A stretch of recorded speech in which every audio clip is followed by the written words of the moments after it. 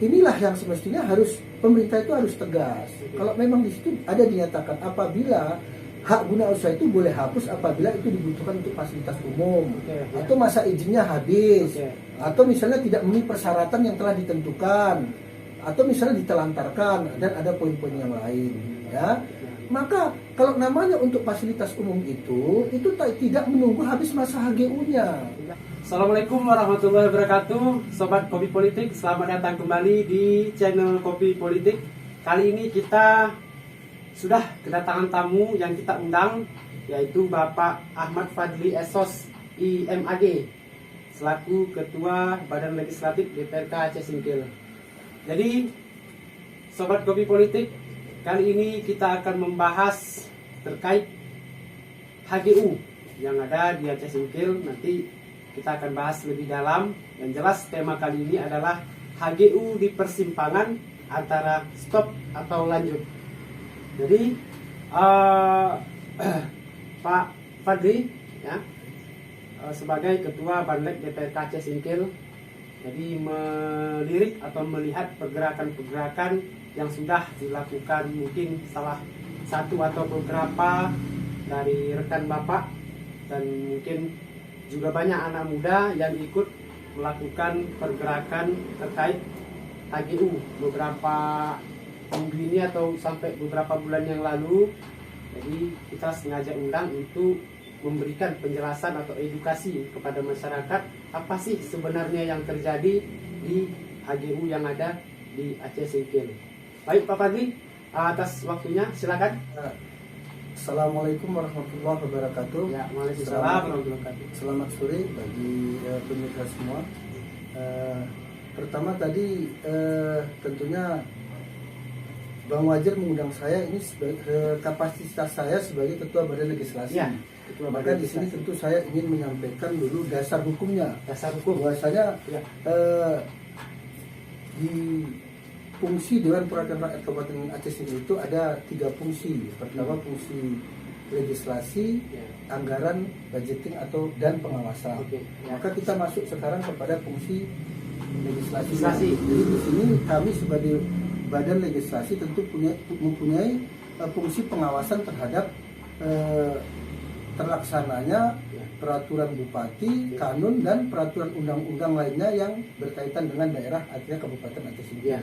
Ya, berdasarkan peraturan Dewan Perwakilan Rakyat Kabupaten Singkil nomor 1 tahun 2019 ya, tentang tata tertib Dewan Perwakilan Rakyat Kabupaten Aceh Singkil, itu di pasal 23 menyebutkan bahwasanya fungsi pengawasan diwujudkan dalam bentuk pengawasan terhadap pelaksanaan kanun dan peraturan bupati, pelaksanaan peraturan perundang-undangan di poin ayat di huruf B-nya, yaitu pelaksanaan peraturan perundang-undangan lain yang terkait dengan penyelenggaraan pemerintahan Kabupaten Aceh Singkil dan pelaksanaan tindak lanjut hasil pemeriksaan laporan keuangan Badan Pemeriksa Keuangan. Maka di sini ya terhadap ayat 2 dan ayat B itu adalah kewenangan Badan Legislasi DPRK Kabupaten Singkil. Maka di sini ya kebetulan pada saat ini kita sebagai Ketua Badan Legislasinya. Maka dengan persoalan ini tentunya ya ada kaitannya dengan peraturan perundang-undang yang berlaku di negara kesatuan Republik Indonesia. Ya, jadi masalah HGU ya tentunya di sini kalau kita lihat, kalau di Aceh Singkil hak guna usaha ini lebih banyak yang terlibat dalam atau yang banyak digunakan dalam hal pengelolaan perkebunan, bidang usaha perkebunan, hak guna usahanya. Karena hak guna usaha ini kan banyak bidang yang bisa diusahai sebenarnya, baik itu peternakan ataupun yang lain bisa. Tapi kebetulan di Aceh Singkil itu hak guna usaha banyak di sektor perkebunannya. Ya, maka dengan ini dulu ada yang kita, ya sepengetahuan saya, perusahaan perkebunan yang paling terdahulu atau tertua di Aceh Singkil adalah perusahaan perkebunan PT Sokpido Perkebunan Lebuta. Ya, itu yang pertama. Yang kedua mungkin PT Perkebunan Astra Lembah Bakti ya. Yang kedua PT Lembah Bakti ataupun PT Astra.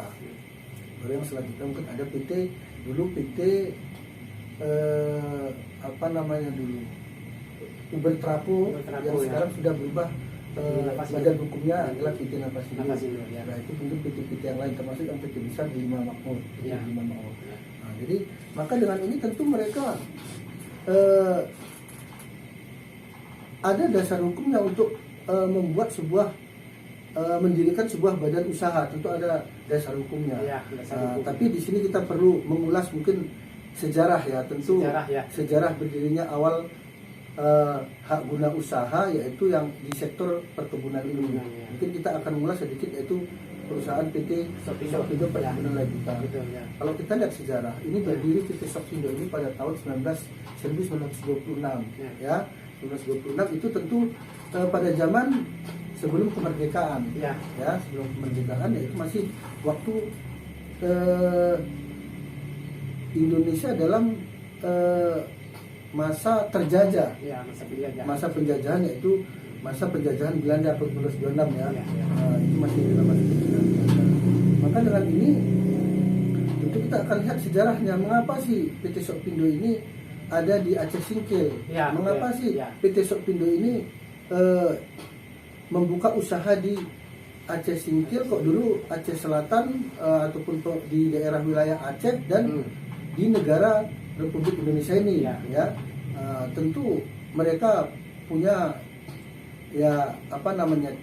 keinginan ataupun tujuan tertentu. Ya, betul. Maka kalau bagi saya itu tujuan awal dulu saya pendapat saya ya. Tentunya PT Sopindo ini pertama melihat potensi alam ya. Struktur tanahnya apakah bagus untuk menanam, artinya istilahnya kelapa sawit gitu misalnya cocok atau tidak. Maka setelah dilihat, dan saya pernah mendengar dari orang-orang tua terdahulu bahwasanya kalau artinya ya rendemen kelapa sawit ataupun produktivitas kelapa sawit yang terbaik itu mungkin di seluruh Sumatera itu bisa dibilangkan bahwa Aceh Singkil adalah yang terbaik. Aceh Singkil yang terbaik. Ya. Rendemen CPO-nya itu tinggi dia. Maka awalnya dulu kan PT Sopindo ini sebenarnya bukan sawit. Bukan sawit. Bukan sawit. Dulu saya mendengar dari orang-orang tua dulu itu pertama adalah karet. Di daerah sekarang Abling 3 Pangi. Dulu awalnya di situ pusat PT Sopindo. Cuman mungkin dengan penelitian yang dilakukan oleh pihak perusahaan maka lebih berpotensi sawit. Maka dengan ini sampai sekarang maka sawit. Jadi kalau kita lihat sejarah tadi bahwasanya mulai berdiri tahun 1926 dan setelah itu mereka urus legalitasnya itu melalui akta notaris William Tasyapa itu kan itu pada tahun 1930 akta pendirian awalnya. Maka dengan ini saya melihat semangat untuk mendirikan perusahaan ini adalah pertama mereka melihat kemudahan dalam pertama mendapatkan lahan. Itu pertama. Yang kedua masalah tenaga kerja.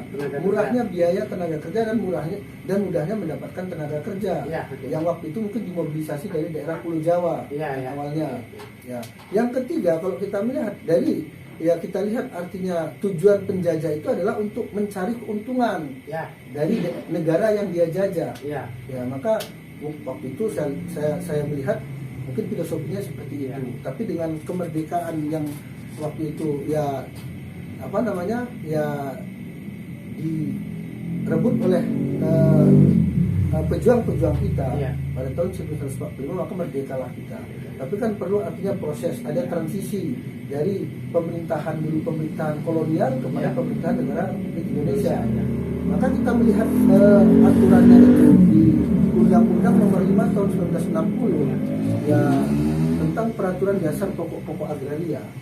Di sini mulai artinya ada regulasi yang artinya perusahaan ada di wilayah negara kesatuan Republik Indonesia harus mengikuti aturan yang dibuat oleh pemerintah. Jadi inilah dasarnya. Maka dengan ini kita melihat PT Sopindo juga mulai membuat sebuah perusahaan yang dulu yang tadi yang saya sebutkan tadi itu namanya Sopin Medan dulu ya, Sokpin Medan kalau tidak salah. Medan. Nah, Sokpin Medan ya itu yang pertama. Nah, Sokpin Medan kalau saya tidak salah. Jadi setelah itu pada 1968 dia berubah badan hukumnya, Ya. namanya Sokpin Indonesia. Oh, ya. Dan di sini Sokpin Indonesia ini Ya. dia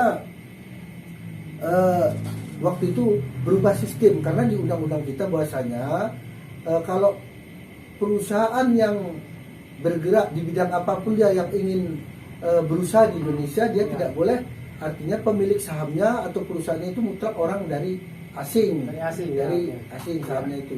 Maka di sini kita lihat ada negara Belgia itu diperbolehkan dengan saham itu 60% dan Republik Indonesia 40% dulu pada tahun 68. Dan itu tertulis di surat perjanjian atau apa itu, Pak? Saya rasa itu tertuang lah di dalam Tertuang. akta pendirian Akta itu. pendirian. Itu jelas tertuang. Ya.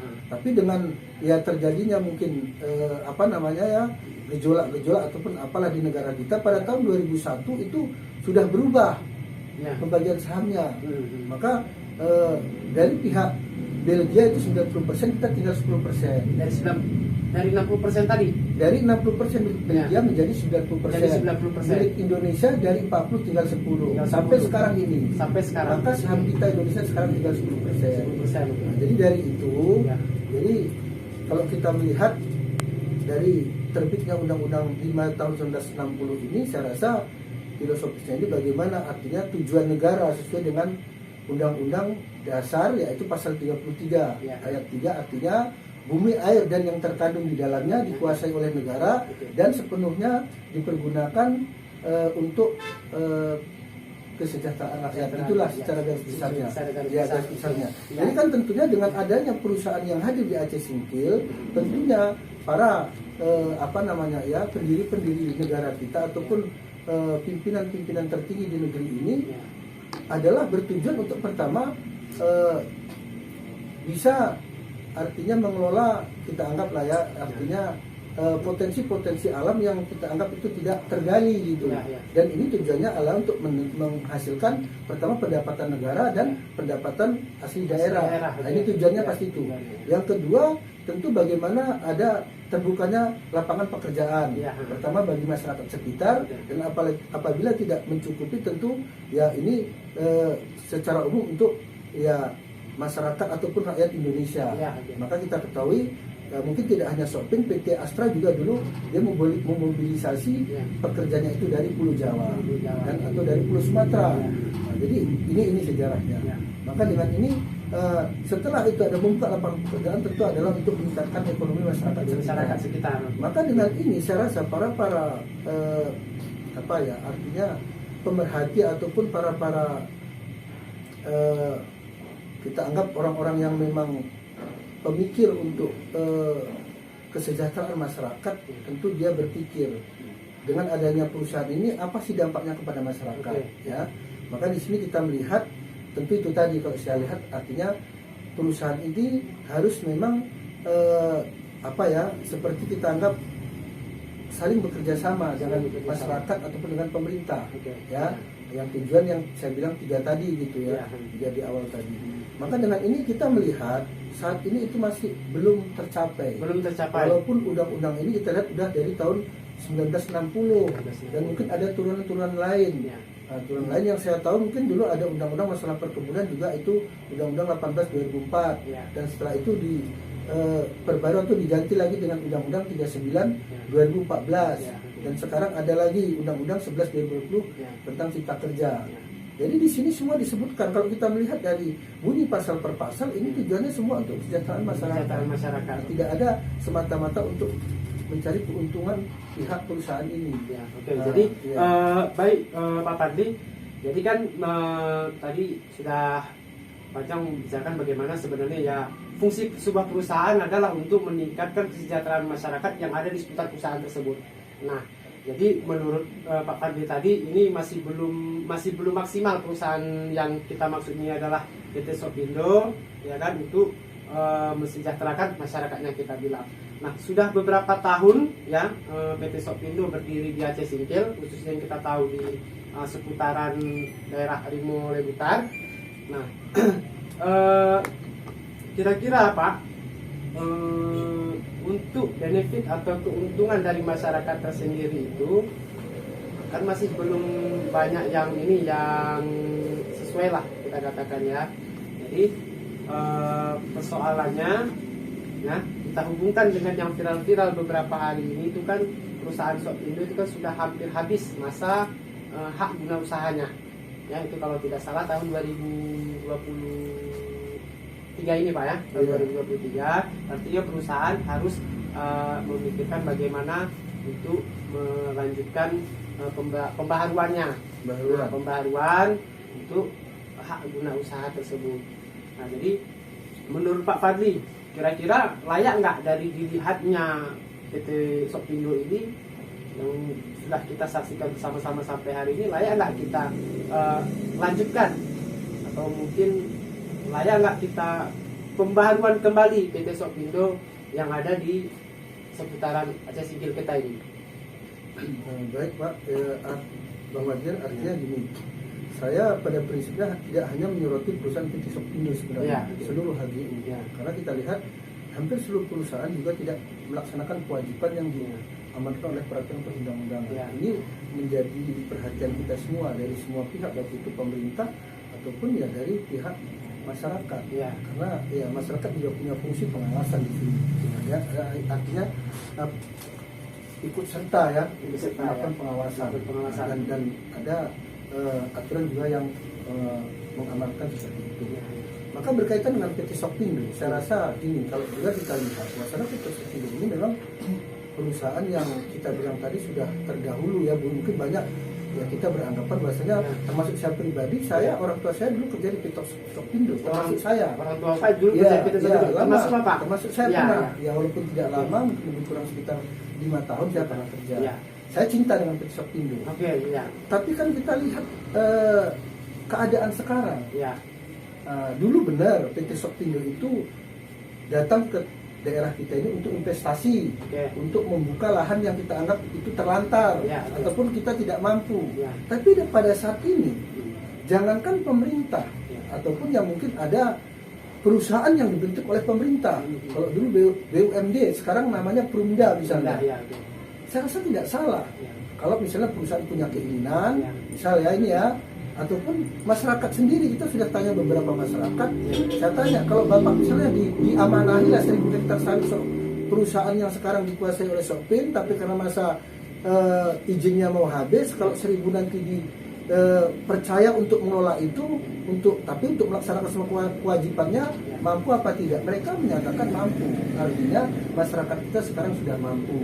Tapi kalau pada zaman sebelumnya kan belum mampu, maka tidak ada masalah. Tapi melihat keadaan pada saat ini, bahwasanya PT Shopee itu sudah di tengah perkotaan dan pemukiman, saya rasa ini perlu, artinya ada terobosan bagaimana perusahaan PT Shopee ini ya juga harus bukan rela, harus memahami artinya keadaan dan kebutuhan pada saat ini. Tapi itu pun berdasarkan regulasi yang ada, bukan artinya dengan serta-merta kita artinya mengambil alih perusahaan ataupun lahan perkebunan PT Shopee ini ya terhadap kepentingan fasilitas umum ataupun dan lainnya. Maka menurut saya pada saat ini mungkin Shopee ini masih ada sebagian yang layak kita berikan izinnya, Tapi kalau pendapat saya itu minimal 50% ya kita minta untuk dikembalikan kepada negara, dan negara nanti menyerahkan kepada pemerintah ataupun kepada masyarakat. Yang terpenting untuk pemerintah, untuk negara untuk pemerintah. Siapa pemerintah? Mungkin pemerintah Kabupaten Aceh Singkil, karena kan Kabupaten Aceh Singkil perlu pengembangan. Karena kita lihat pada saat ini, saya melihat kalau dibandingkan dengan kabupaten kota yang lain, Aceh Singkil yang paling tertinggal ini. Paling tertinggal. Maka harapan kita dengan habisnya masa izin HGI PT Shopee ya tidak menutup kemungkinan juga dengan perusahaan yang lain. Ya kita harus memang ya ini kita ambil kembali, bukan kita minta, ini salah ya. Karena ini yang punya negara, kita ambil kembali untuk kepentingan daerah, kepentingan masyarakat. Itu Pak Wajib. Nah, kemudian Ya seperti Pak Fadil yang Bapak sampaikan tadi, jadi hadirnya sebuah perusahaan kan harus memberikan keuntungan bagi masyarakat. Nah, di sisi lain, selain misalnya mempekerjakan ya masyarakat sekeliling atau putra daerah, ada nggak sih kewajiban-kewajiban yang lain, misalnya kewajiban perusahaan untuk memberikan ini kepada masyarakat, untuk memberikan ini kepada daerah, itu kira-kira ada nggak Pak? Dan apa sih bentuknya? Saya membaca beberapa regulasi, Ya. ya, mulai dari tadi saya sampaikan undang-undang sekarang nomor 39 tahun 2014 tentang perkebunan ya, tentang perkebunan. Lalu sekarang ada undang-undang nomor 11 tahun 2020 yaitu tentang cipta kerja. Ya. Ada turun-turunnya, sekarang ada PP 18 tahun 2021 pengganti peraturan pemerintah yaitu nomor 40 tahun 99 tentang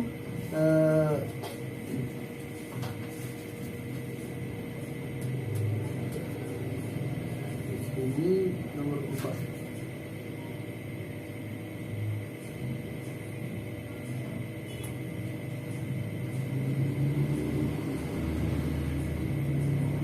nomor 40 dia nomor 2007 ya. Ya. Itu masalah tentang hak guna usaha, hak bangunan ya, hak izin guna bangunan, hak guna usaha, hak bangunan dan hak izin pakai. Ya. Itu sekarang diubah dengan peraturan pemerintah ya. Tadi kan awalnya peraturan pemerintah nomor 40 tahun 96 ya. Ya. Sekarang sudah diubah Ya. dengan turunan dari Undang-Undang 11 2020 tadi Ya. tentang cipta kerja, yaitu peraturan pemerintah nomor 18 tahun 2021. Ya, itu jelas. Ya. Bagaimana tentang sistem, artinya untuk bisa diberikannya izin. Baru dengan sekarang ada PP nomor 26 Ya. tahun 2021 ya, PP nomor 26 2021. Di situ masalah, artinya itu juga masalah pengelolaan izin-izin yang memang syarat-syarat yang harus dilaksanakan oleh, artinya Harus perusahaan dipenuhi, ya. yang ingin mengusulkan izin. Nah, ini ya, itunya ini PP 26 tahun 2021 juga turunan dari Undang-Undang 11 tahun 2020. Ya. Nah, maka di sini baru ada lagi ya, karena kita juga daerah Aceh ya, Ya. ada peraturan khusus ya, karena undang-undang yang khusus yang spesialis yaitu Undang-Undang nomor 11 tahun 2006 tentang pemerintahan Aceh. Ya, Dan ada turunannya di kita, ada Kanun Aceh nomor 6 tahun 2012 tentang perkebunan, dan telah dilakukan perubahan dengan dengan Kanun Aceh nomor 9 tahun 2017 ya. Ya. Perubahan atas Kanun nomor 6 tahun 2012 tentang perkebunan. Maka di sini ada kewajiban-kewajiban perusahaan. Ya. Apabila kewajiban ini tidak dilaksanakan, maka izin tidak boleh diterbitkan sebenarnya. Tidak boleh diterbitkan, Tidak boleh ya. Yang ditegaskan lagi dengan Permentan 98 tahun 2013 Ya. dan sudah beberapa kali diubah, terakhir diubah dengan Permentan nomor 21 tahun 2017 ya. Jadi di sini ada yang memang itu sangat berdampak bagi saya ya, Oke. apabila ini dilaksanakan oleh perusahaan, Ya. yaitu kewajiban pembangunan kebun masyarakat ya. Masyarakat. Oke, ya. Itu paling sedikit ya, Ya. itu 20% dari luas 20%. HGU. Dari luas HGU. Ya. Misalnya sebuah perusahaan memiliki 100%, berarti misalnya 10 hektar, artinya 2 hektar itu untuk masyarakat. Untuk masyarakat. Dan Oke. ini sifatnya, ini semua pengelolaannya itu dilakukan oleh perusahaan Oke. dengan cara, mungkin dengan pola kredit boleh, nanti Oke. perusahaan kerjasama dengan bank yang ada di kita, atau dengan cara lain, atau ada pihak ketiga atau perusahaan sendiri, tapi nanti biaya untuk pengelolaan kebun masyarakat ini nanti dibebankan kepada masyarakat. Oke. Begitu setelah berhasil, maka dilakukanlah tahapan pemotongan Ya. berapa biaya yang untuk pembangunan ini ya. Maka sisanya nanti itu adalah diberikan kepada atas nama masyarakat yang ditetapkan oleh pemerintah daerah. Siapa yang berhak untuk mendapatkan kebun yang memang artinya dibangun oleh perusahaan tersebut. Oh ya. Nah, dan apabila ini dilaksanakan, saya rasa ini dampaknya luar biasa, dan kita anggap memang betul-betul perusahaan itu artinya bermanfaat bagi masyarakat sekitar. Nah, ini yang memang semestinya dilakukan, dan ini sudah lama regulasi ini. Sudah lama Sudah ada lama, regulasi ini. sudah ada. Ya. Nah, kalau kita dengar itu ada di sebuah kabupaten di Sumatera Barat itu tahun 80-an sudah dilaksanakan ini. Di Sumatera Barat. Di Sumatera Barat, di Pasaman Barat nama kabupatennya. Dia pernah berkunjung ke kabupaten kita, Iya, iya. ke DPRKC Singkil untuk ya artinya kunjungan kerja. Nah, jadi di sini sudah lama sebenarnya. Maka kita juga prihatin terhadap kejadian ini. Mengapa sih perusahaan itu tidak melaksanakan kewajiban? Berarti maksud Pak Fadli ini ada indikasi perusahaan yang ada di Aceh Singkil ini tidak melaksanakan hak 20% pada masyarakat itu tadi? Ya benar, ya memang ada unsur kesengajaan. Bahkan dengan PP yang Bahkan ada unsur kesengajaan. kalau saya melihat ada unsur kesengajaan. Maka dari pihak perusahaan sendiri. Dan ya kita juga melihat pemerintah semestinya juga melakukan tindakan. Oke. Ya memang di sini sanksinya administratif, tapi kan membahayakan. Bisa artinya sanksi administratif penghentian, artinya berjalannya usaha tersebut ataupun pencabutan izin atau denda. Ya. Nah, jadi ini, maka sekarang dengan PP yang baru di PP 26 itu jelas sekarang ada denda dengan hitungan berapa luas lahan yang harus mereka bangunkan kepada masyarakat dikali biaya berapa biaya per hektar. Inilah denda. Dan di sini sebenarnya perusahaan ini sebelum artinya diberikannya izin kepada mereka sudah memberikan data ini ke kementerian bahwa benar sudah ada orang-orang yang menerima artinya pembangunan kebun masyarakat ini sebenarnya. Tapi inilah kita tidak tahu bagaimana sistem mereka untuk memenuhi persyaratan itu. Dari pihak perusahaan tersendiri yang ada di Aceh Singkil ini pernah nggak mereka menunjukkan mereka sudah melakukan itu? Ya ini begini, Bang Wajil. Kalau saya kebetulan kan saya masih baru sebagai anggota DPRK ini kan gitu. Jadi saya sudah ikut ya di dapil kalau sini kan tim 2 ya, dapil kita ini masuk tim 2 ya. Mungkin ada juga sebagian dapil 3, dapil 4 ya, yaitu Kecamatan Kota Baharu, kita lihat ada juga HBU, Singkohor, mungkin ada juga Gunung Meriah dan Danau Paris ya. Kita kemarin pertanyakan, kita mau meminta bahwasanya mana artinya data-data yang mungkin syarat sebagai pengurusan izin, termasuk kemarin 2018 itu PT Napasindo kan mengurus perpanjangan. Tentu itu syarat mutlak. Nah, dan itu kan kita pertanyakan kepada mereka apakah sudah ada. Mereka tidak bisa menjawab. Tidak bisa menjawab. Berarti tidak bisa juga menunjukkan. Tidak bisa menunjukkan. Tidak ada dia berikan sampai sekarang data yang kita minta itu. Itu Bang Wajib. Baik. Nah kemudian artinya itu yang Bapak maksud tadi yang ini masih satu hal. Ada lagi yang lain. Ya, di Undang-Undang Nomor 40 2007 tentang perseroan terbatas, di sini diwajibkan pada akhir tahun direksi membuat laporan. Salah satunya adalah artinya pelaksanaan kalau kita tanggung jawab sosial terhadap masyarakat dan lingkungan.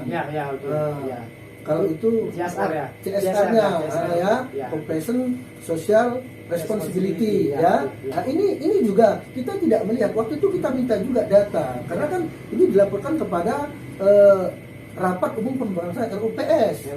Kita harus melihat berapa yang dilaporkan, berapa yang terrealisasi di lapangan, itu terlaksana di lapangan. Yang kita lihat selama ini artinya CSR ini kan hanya kita lihat ya, kita mendengar kalau PT Sepindo sunat massal, ada orang pesta diberi air. Ini kan bukan itu tujuan CSR ini. Kalau kita lihat pertama adalah melihat pemukiman untuk pembangunan rumah yang layak huni. Yang kedua masalah pendidikan. Arahnya ke situ. Yang ketiga baru ekonomi. Nah, ini arah-arah CSR itu sebenarnya. Bukan hanya sekedar memberikan bantuan air ya kepada bukan hanya untuk biar dilihat masyarakat itu dia ikut serta gitu, perhatian kepada tidak, tapi ada bahkan sekarang dengan kanun kita ya, kita kalau saya tidak salah itu kanun nomor 11 tahun 2019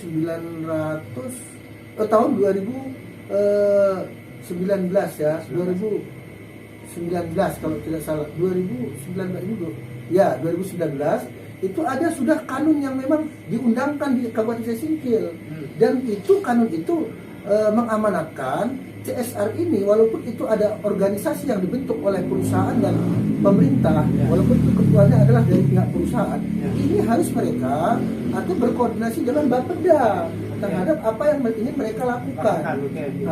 Ini apakah sudah terlaksana kita lihat belum, tapi belakangan ini ada isu yang memang mereka sudah mulai melakukan koordinasi dengan Bapeda. Kalau kita Bapeda Kabupaten Aceh Singkil, Badan Perencanaan Pembangunan Daerah Kabupaten Aceh Singkil.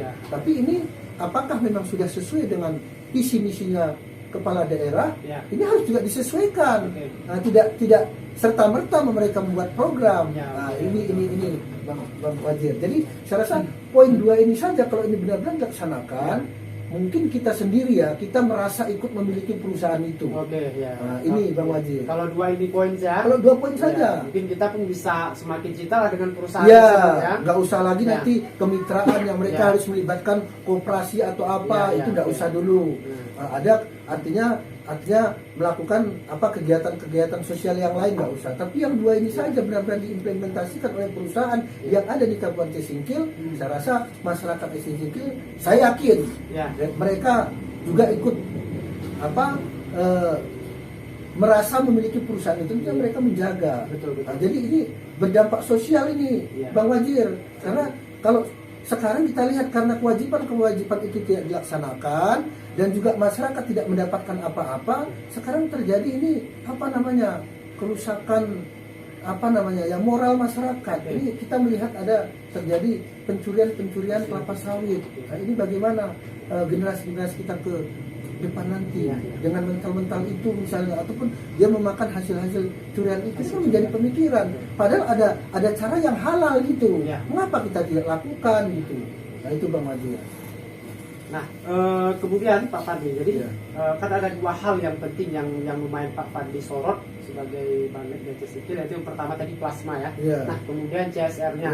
Nah, seandainya nih Pak Fadli, ada misalnya masyarakat atau kelompok masyarakat yang menganggap ini tidak berjalan atau sama sekali memang tidak dilaksanakan, ya kan, yang 2 poin itu tadi, plasma dan CSR itu tadi, itu masyarakat bisa melakukan tindakan hukum nggak kira-kira? Bisa. Kalau kita lihat bahwasanya masyarakat itu juga ikut peran serta dia dalam segala hal. Bahkan di sini yang paling berdampak sebenarnya adalah masalah pengelolaan lingkungan juga. Tapi ini mungkin dampaknya secara langsung pada masyarakat tidak nampak secara ekonomisnya.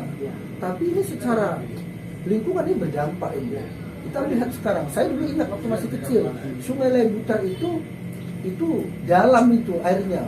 Sekarang sudah dangkal. Nanti ada pengeringan. Akibat apa? Pengelolaan lingkungannya itu tidak benar. Jadi kita lihat sepadan sungai ataupun sepadan anak sungai itu tidak dilaksanakan, tidak diindahkan oleh perusahaan-perusahaan ada yang di Aceh Singkil. Ini menjadi pelanggaran yang sangat luar biasa ini terhadap lingkungan itu. Ini Bang Wazir. Jadi oke Pak. Jadi tindakan dari, jadi kan sudah melihat persoalan semuanya, apalagi Pak Fadli juga anggota DPR yang lumayan menyoroti persoalan HGU yang ada di Aceh Singkil ini kan. Nah, apa tindakan yang dilakukan dari pemerintah daerah sendiri, dari eksekutif maupun dari legislatif terkait persoalan HGU, dan yang paling disorot sekarang ini adalah PT Sopindo. Apa kira-kira ini? Saya gini Bang Wazir, sebelum saya mengarah ke apa yang sudah dilakukan, saya sedikit ingin menambahkan bahwasanya di sini ada aturan. Ini juga menjadi menjadi kita itu menjadi rendah ataupun pemerintah daerah rendah. Pertama, hak guna usaha ini kan dia hanya diberikan mengusahai, bukan memiliki mengusahai Yang punya ini kan negara. Negara itu kan rakyat. Jadi di sini saya sering mendengar juga, apabila rakyat ataupun pemerintah itu membutuhkan, artinya areal ataupun tanah yang dikelola oleh perusahaan yang diberi izin hak guna usaha, ini agak sulit. Ini salah menurut saya.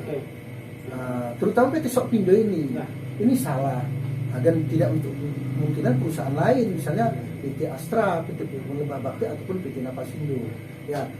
Inilah yang semestinya pemerintah itu harus tegas. Kalau memang di situ ada dinyatakan apabila hak guna usaha itu boleh hapus apabila itu dibutuhkan untuk fasilitas umum, atau masa izinnya habis, atau misalnya tidak memenuhi persyaratan yang telah ditentukan, atau misalnya ditelantarkan, dan ada poin-poin yang lain. Maka kalau namanya untuk fasilitas umum itu tidak menunggu habis masa HGU-nya. Tidak harus menunggu Tidak masa menunggu HGU-nya habis ya. sebenarnya. Oke. Sama dengan kita minjam punya orang lah kita bilang. Oke, ya. Tapi mungkin ada syarat-syarat yang harus kita ya laksanakan. Misalnya kalau ada tanamannya, mungkin tanamannya yang kita ganti, tapi bukan tanahnya yang kita beli, orang tanah kita yang punya Ya. gitu. Ya, ini menjadi catatan. Maka dengan menghabiskan, terutama kita sekarang yang menyorot ini kan Pitsok Pindo. Ya. Karena ini udah jelas. Ya. 2 tahun sebelum masa habis izin itu sudah diwajibkan untuk mengusulkan. Apabila mengusulkan maka dianggap dia tidak akan memperpanjang izin atau melakukan pembaharuan. Ya, maka ini sudah waktunya. Maka dengan ini kita berharap, itu tadi saya ulangi kembali, pemerintah nggak usah ragu-ragu. Ya. Kalau bagi saya itu minimal 50%. Kalau sekarang HGU Pitsok Pindo itu 4.400, ya minimal 2.000-an lah. Ya. Karena kita melihat daerah Sanggabulu sana juga sekarang kita melihat artinya usaha mereka itu batu bata. Ya. Sumber tanah yang ada itu hanya di lahan Pitsok Pindo. Oke, ya. Ini kan menjadi perhatian. Jadi kalau apabila Sokpin ini juga tidak dilepas nanti sebagian, tidak diminta kembali oleh pemerintah, nanti apa pencarian masyarakat sekitar? Nah, ini maka dengan ini ya kita harus melakukan hal-hal yang memang itu sifatnya berdasarkan regulasi. Tadi Pak Wajid, apa yang sudah dilakukan? Kami di eksekutif, di legislatif itu sudah beberapa kali menyuarakan, Pak Wajid. Saya pribadi dalam laporan pandangan umum saya beberapa kali saya sampaikan. Bahkan bila perlu juga di fraksi kami NPKP, bila perlu tidak usah lagi diberikan izin untuk pembaharuan. Kalau saya pribadi, karena saya bilang tadi di awal bahwasanya jangankan pemerintah daerah, masyarakat saja sekarang sudah mampu. Mengapa sih nggak masyarakat Aceh Singkil saja kita berikan pengelolaan itu? Kalau kaya kan ataupun kalau artinya ada hasilnya kan ya ke daerah kita, tidak dibawa ke daerah lain atau ke luar negara lain gitu. Nah, ini Bang Wajid. Oke, baik Pak. Apa nanti ini dipotong. Ya, Jadi tak ada yang mau Bapak sampaikan pesan atau apapun itu misalnya kan terkait perusahaan yang ada di Aceh Singkil atau mungkin mau dikhususkan ke Sopindo, ya kan? Nanti langsung Bapak sampaikan biar wajar yang nanya ya. Iya, boleh. Dan apa yang mau disampaikan? Saya hanya berharap ataupun menginginkan seluruh perusahaan ini taatlah kepada peraturan perundang-undangan yang berlaku. Oke. Ya. Nah, baru yang kedua, dia datang ke Aceh Singkil ini janganlah menjolimi masyarakat, kan kita juga sering mendengar. Ya. Begitu perusahaan datang terjadi konflik. Oke. Banyak tanah masyarakat yang sudah dikelola sejak 50 tahun atau beberapa tahun yang lalu oleh orang-orang tua roh neneknya, ini dikuasai oleh perusahaan. Ini sangat menyedihkan. Jadi kalau harapan kita, perusahaan itu sifatnya menyejukkan.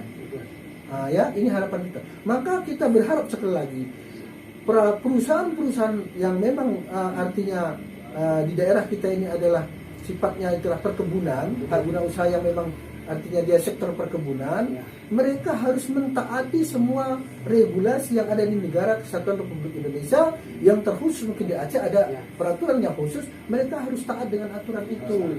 Baik itu tentang tenaga kerja, dengan itu tadi kewajiban terhadap membangun kebun masyarakat, tentang CSR-nya dan lain sebagainya, kemitraan atau sebagainya. Nah, ini pesan kita. Dan selanjutnya kita minta juga kepada pemerintah, ya pemerintah daerah. Kami pemerintahan, kami unsur pemerintahan. Legislatif sebentar, tapi pemerintahan itu adalah pemerintah daerah itu adalah eksekutif. Mereka yang seharusnya tegas. Karena sah secara undang-undang. Kalau memang mereka tidak menjalankan kewajiban-kewajiban, ya mereka buat teguran. Setelah itu mereka hentikan kegiatan mereka atau denda. Ini harapan kita. Harus ada ketegasan, harus ada keberanian. Kalau memang ini masih kurang, itu saya maklumi karena memang hanya inilah kemampuan saya. Itu Bang Wajid. Ya, baik. Terima kasih Pak Fadli sudah hadir di Kopi Politik dalam waktu yang singkat ini untuk menjelaskan bagaimana sih terkait persoalan HGU yang beberapa waktu belakang menjadi sangat viral. Mudah-mudahan ini menjadi edukasi kepada masyarakat dan pemerintahan serta untuk HGU yang dimaksudkan dalam pembicaraan yang kami lakukan tadi.